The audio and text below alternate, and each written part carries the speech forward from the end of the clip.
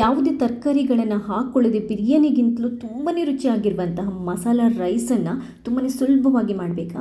ಹಾಗಾದರೆ ಈ ವಿಡಿಯೋನ ಮಿಸ್ ಮಾಡದೆ ಪೂರ್ತಿಯಾಗಿ ನೋಡಿ, ಒಂದ್ಸರಿ ಟ್ರೈ ಮಾಡಿ. ನಮಸ್ಕಾರ ಎಲ್ರಿಗೂ.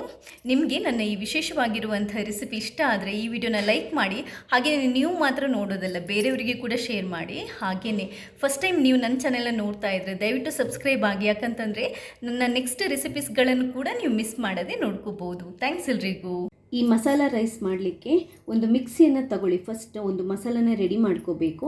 ಸ್ವಲ್ಪ ಪುದೀನ ಸೊಪ್ಪು, ಸ್ವಲ್ಪ ಕೊತ್ತಂಬರಿ ಸೊಪ್ಪನ್ನು ಹಾಕೊಳ್ಳಿ, 2 ಹಸಿಮೆಣಸಿನ್ಕಾಯಿ, 7-8 ಎಸಳು ಬೆಳ್ಳುಳ್ಳಿ, 1 ತುಂಡು ಶುಂಠಿ, ಅರ್ಧ ಈರುಳ್ಳಿ,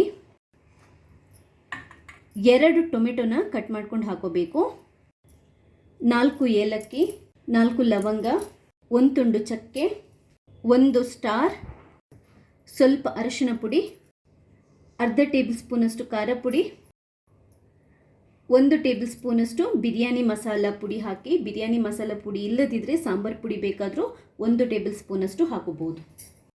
1/4 ಟೇಬಲ್ ಸ್ಪೂನಷ್ಟು ಗರಂ ಮಸಾಲ ಪುಡಿ, 1 ಸ್ಪೂನಷ್ಟು ಉಪ್ಪು. ನಾನು 2 ಲೋಟ ರೈಸಿಗೆ ಈ ಮಸಾಲ ರೈಸ್ ಮಾಡ್ತಾ ಇದ್ದೇನೆ. ಉಪ್ಪು ನೋಡಿಕೊಂಡು ಹಾಕೊಳ್ಳಿ. 1/4 ಕಪ್ಪಷ್ಟು ಮೊಸರು, 1/4 ಲಿಂಬೆ ರಸ,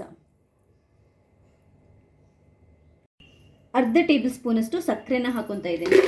ಸಕ್ಕರೆ ಖಂಡಿತವಾಗ್ಲೂ ಆಪ್ಷನಲ್. ನನಗೆ ಸ್ವೀಟ್ ಫ್ಲೇವರ್ ಇಷ್ಟ ಆಗಿರೋದ್ರಿಂದ ನಾನು ಸಕ್ಕರೆನ ಹಾಕೊತಾ ಇದ್ದೇನೆ. ಇವಾಗ ಇದೆಲ್ಲದನ್ನು ಗ್ರೈಂಡ್ ಮಾಡಿ ಒಂದು ಮಸಾಲನ ರೆಡಿ ಮಾಡ್ಕೊಳ್ಳೋಣ. ಮಸಾಲ ರೈಸ್ಗೆ ಮಸಾಲನ ರೆಡಿ ಇಟ್ಟಿದ್ದೇನೆ.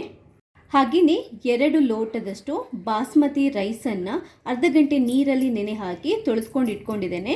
ಮಸಾಲನೂ ರೆಡಿ ಆಗಿದೆ, ಹಾಗೆಯೇ ರೈಸು ರೆಡಿ ಆಗಿದೆ. ಇವಾಗ ಈ ಮಸಾಲ ರೈಸ್ ಮಾಡ್ಕೊಳ್ಳೋಣ.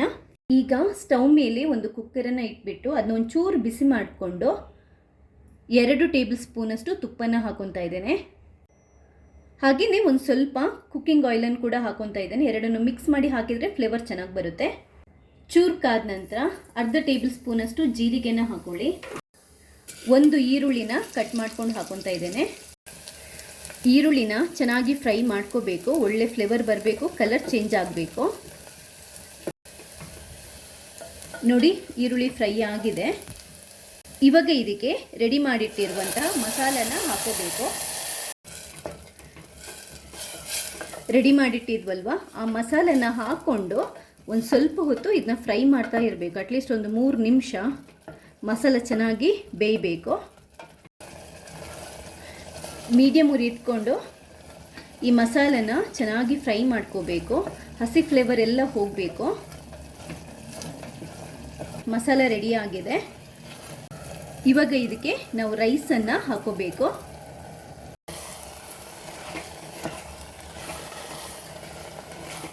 ರೈಸನ್ನು ಹಾಕ್ಕೊಂಡು ಚೂರು ಮಿಕ್ಸ್ ಮಾಡ್ಕೊಳ್ಳಿ ಮಸಾಲ ಜೊತೆ.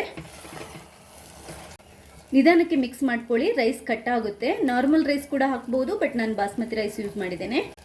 2 ಲೋಟ ಬಾಸ್ಮತಿ ರೈಸಿಗೆ 3/4 ಲೋಟದಷ್ಟು ನಾನು ನೀರನ್ನು ಹಾಕೊತಾ ಇದ್ದೇನೆ. ನಾರ್ಮಲ್ ರೈಸ್ ಆದರೆ 1:2. ಮಿಕ್ಸ್ ಮಾಡ್ಕೊಳ್ಳಿ. ಉಪ್ಪು ಖಾರ ನೋಡ್ಕೊಂಡು ಅಡ್ಜಸ್ಟ್ ಮಾಡ್ಕೊಳ್ಳಿ. ಫೈನಲ್ ಆಗಿ ಸ್ವಲ್ಪ ತುಪ್ಪನ ಹಾಕೊತಾ ಇದ್ದೇನೆ, ತುಂಬಾ ಚೆನ್ನಾಗಿ ಬರುತ್ತೆ.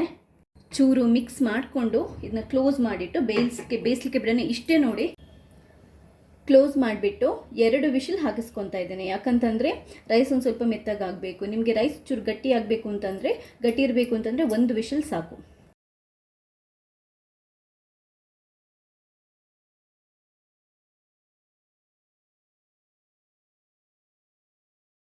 ಇಷ್ಟೇ ನೋಡಿ, ಎಷ್ಟೊಂದು ಸುಲಭವಾಗಿರುವಂಥ ಮತ್ತು ಅಷ್ಟೇ ರುಚಿಯಾಗಿರುವಂತಹ ಮಸಾಲ ರೈಸ್ ರೆಡಿಯಾಗಿದೆ.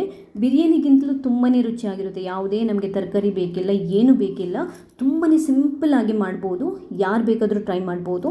ಒಂದು ಸರಿ ಈ ಸ್ಪೆಷಲ್ ಆಗಿರುವಂಥ ಮಸಾಲ ರೈಸನ್ನು ಟ್ರೈ ಮಾಡಿ. ಮರೆಯದೆ ನನಗೆ ನಿಮ್ಮ ಫೀಡ್ಬ್ಯಾಕ್ನ ತಿಳಿಸಿ. ಥ್ಯಾಂಕ್ಸ್ ಎಲ್ರಿಗೂ.